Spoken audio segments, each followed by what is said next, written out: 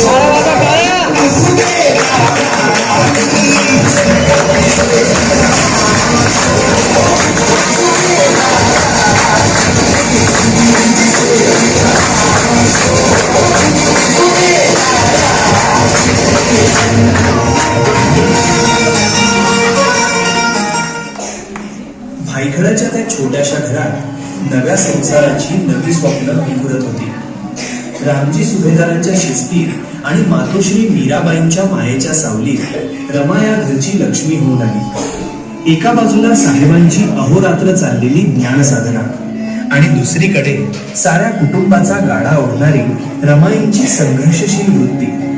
सासऱ्यांची सेवा असो वा घरच्या जबाबदाऱ्या, रमाने कधीच तक्रार केली नाही। 18व्या शतकातील दारिद्र्याशी झुंज देताना या कुटुंबाने अनेकदा उपाशीपोटी रात्री काढल्या, पण सुभेदारांच्या संस्कारांनी आणि रमेच्या त्यागाने त्या घराची वीण कधीच सैल झाली नाही। स्वतः अंधारात राहून साहेबांच्या शिक्षणासाठी आणि कुटुंबाच्या सुखासाठी स्वतःच्या अस्तित्वाचा होम करणाऱ्या एका विजिगीषू माऊलीचा हा सात्विक प्रवास म्हणजेच रमाईचा नवा संसार।